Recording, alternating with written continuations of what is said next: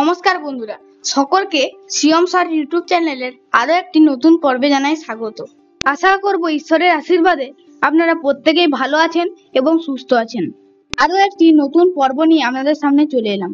বন্ধুরা, আপনারা প্রত্যেকেই নিশ্চয়ই জানেন দেবী দুর্গার 9টি রূপ। তবে বন্ধুরা, জানেন কি এই দেবী দুর্গার আসল 9টি রূপ কি কি? এই নিয়ে বিভিন্ন মতামত তৈরি হচ্ছে। কেউ বলছে দেবী দুর্গার 10টি রূপ, কেউ বলছে দেবী দুর্গার 8টি রূপ। তবে এর সঠিক তথ্য কি জানেন বন্ধুরা?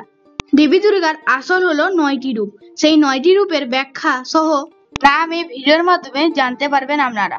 বন্ধুরা, আজকের এই সম্পূর্ণ তথ্যগুলি পুরাণ ভিত্তিক এবং দুর্গা সপ্তশতী, ব্রহ্মবৈবর্ত পুরাণ, বৃহৎ নন্দিকেশ্বর পুরাণ ইত্যাদি বিভিন্ন পুরাণে দেবীর 9টি রূপকেই আখ্যা দেওয়া হয়েছে। তাই বন্ধুরা, সঠিক তথ্যটি আজকে আপনাদের সামনে তুলে ধরবো। তাই বন্ধুরা, অনুরোধ করব ভিডিওটি সম্পূর্ণ দেখবেন, স্কিপ না করে, তাহলে কিন্তু সম্পূর্ণ ভিডিওটি বুঝতে সক্ষম হবেন। বন্ধুরা, চলুন তাহলে ভিডিওটি শুরু করা যাক। মূলত দুর্গা সপ্তশতীতে এবং বৃহৎ নন্দিকেশ্বর পুরাণে এবং বিভিন্ন পুরাণে দেবী দুর্গার 9টি রূপের কথা বিশেষত বর্ণনা করা হয়েছে। দেখে নেওয়া যাক রূপগুলি কি কি। নম্বর 1, শৈলপুত্রী।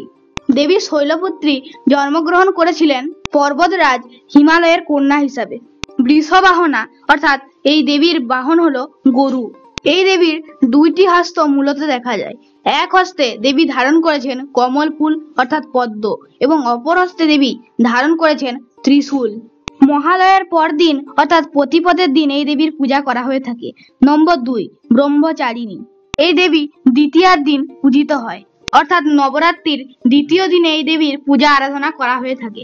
এই দেবীর অপর নাম হলো তপস্বিনী। এই দেবী হলেন কঠোর তপস্যারত, তাই একে ব্রহ্মচারিণী নামে আখ্যা দেওয়া হয়েছে। তিনি দ্বিভুজে, এক হাতে জপের মালা, অন্য হাতে কমণ্ডলী লক্ষ্য করা যায়। নম্বর 3, চন্দ্রঘণ্টা। নবরাত্রির তৃতীয় দিনে অর্থাৎ তৃতীয়ার দিন এই দেবীর পূজা আরাধনা করে থাকি আমরা। এই দেবীর মস্তকে ঘণ্টা আকৃতির অর্ধচন্দ্র দেখা যায়, তাই এই দেবীর নাম হলেন চন্দ্রঘণ্টা। এই দেবীর 10টি হাত, নানা স্থানে নানা অস্ত্র তিনি ধারণ করেছেন। এই দেবী হলেন সিংহবাহিনী, অর্থাৎ এই দেবীর বাহন হলো সিংহবাহন। এই দেবীর 10টি হাতের মধ্যে একটি হাতে ঘণ্টাও লক্ষণীয়। নম্বর 4, কুষ্মান্ডা। নবরাত্রির চতুর্থ দিনে অর্থাৎ চতুর্থীর দিন আমরা এই দেবীর পূজা আরাধনা করে থাকি। এই দেবীরও 10টি হাত লক্ষ্য করা যায়। তিনি সিংহের উপর উপবিষ্ট হয়ে আছেন। তার 10টি হাতে নানা রকম অস্ত্র লক্ষ্য করা যায়। এই দেবীর অত্যন্ত প্রিয় একটি ফল হলো কুমড়ো। এই দেবীর পূজায় কুমড়োর ভোগ অবশ্যই দিতে হয়।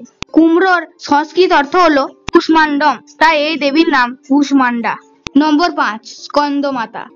দেবী পার্বতী হলেন স্কন্দ অর্থাৎ কুমার কার্তিকের মাতা, তাই পঞ্চম দিনে দেবী মহামায়া পার্বতীর এই রূপের পূজা করা যায়। এই দেবীর বাহন হলো সিংহ।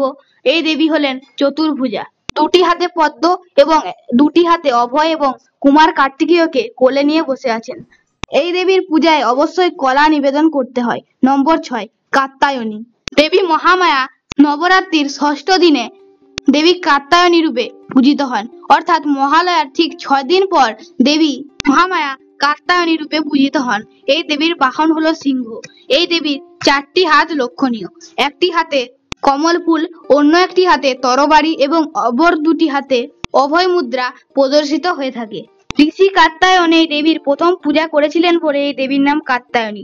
নম্বর 7, কালরাত্রি। এই দেবী দেখতে ভয়ঙ্করী হলেও এই দেবীর স্বভাব অতি শান্ত। এই দেবীর বাহন হলেন গর্ধব, অর্থাৎ এই দেবী সকলকে বুদ্ধি প্রদান করেন। এই দেবী চতুর্ভুজা। এই দেবীর উগ্র মূর্তি লক্ষণীয়। একটি হাতে বজ্র, অন্য হাতে খাড়া এবং অপর 2টি হাতে পদ্ম এবং অভয় মুদ্রা লক্ষ্য করা যায়। এই দেবীর গলায় নরকঙ্কাল লক্ষ্য করা যায়। নম্বর 8, মহাগৌরী। নবরাত্রির 8ম দিনে এই দেবীর আরাধনা করা হয়ে থাকে। এই দেবীর কাত্যবর্ণ গৌর অথবা সাদা। বৃষবাহনা এই দেবী চতুর্ভুজা, নানা অস্ত্র লক্ষ্য করা যায়। তিনি বহু তপস্যা করে গায়ের রং কালো হয়ে যাওয়ার ফলে নদীতে স্নান করে পুনরায় নিজের গৌর বর্ণ ফিরে পান, তাই এই দেবীর নাম মহাগৌরী। নম্বর 9, সিদ্ধিদাত্রী। মহালয়ার ঠিক 9 দিন পর এবং নবরাত্রির শেষ এবং নবম দিনে এই দেবীর পূজা আরাধনা করা হয়ে থাকে। বিশেষত এই দেবীর কোনো বাহন নেই, তিনি পদ্মাসীনা, পদ্ম আসনের উপর উপবিষ্টা। এই দেবীর আশেপাশে অনেক ভক্তদের লক্ষ্য করা যায়, কারণ এই ভক্তদের তিনি সিদ্ধি প্রদান করেছিলেন। প্রচুর ভক্তদের সিদ্ধি দান করেছেন বলে এই দেবীর নাম সিদ্ধিদাত্রী। নানা হস্তে নানা অস্ত্র তিনি ধারণ করেছেন।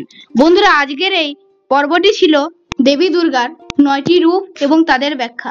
বন্ধুরা, আশা করব আজকের এই তথ্যটি আপনারা সম্পূর্ণ দেখেছেন এবং বুঝতে পেরেছেন। যাই হোক বন্ধুরা, আজকের পর্বটি এইখানেই শেষ করছি। আজকের পর্বটি ভালো লাগলে একটি লাইক করবেন, কমেন্টসে লিখবেন জয় মা দুর্গার জয়, জয় মহিষমর্দিনী জয়, জয় করুণাময়ী মায়ের জয়। এবং বন্ধুরা, আমাদের চ্যানেলটি সাবস্ক্রাইব করে দেবেন। বন্ধুরা, আমরা এই ধরনেরই আরো অনেক তথ্য আপনাদের সামনে উপস্থাপন করে থাকি, তাই আমাদের তথ্যগুলি সবার আগে পেতে আমাদের চ্যানেলটিকে অবশ্যই সাবস্ক্রাইব করে দেবেন বন্ধুরা। এবং এই ভিডিওটিকে আপনাদের নিকট আত্মীয় স্বজন এবং বন্ধু বান্ধবদের সাথে অবশ্যই শেয়ার করে দেবেন। নবরাত্রি ব্রত শুরু হয়ে গেছে, যারা এখনো এই নবরাত্রির 9টি দেবীর নাম জানে না তাদের কাছে অবশ্যই ভিডিওটি শেয়ার করে দেবেন, কারণ আসল এবং সঠিক তথ্য সকলেরই জেনে রাখা দরকার। আজ বিদায় নিচ্ছি, ততক্ষণ সুস্থ থাকবেন, ভালো থাকবেন। জয় মা দুর্গা।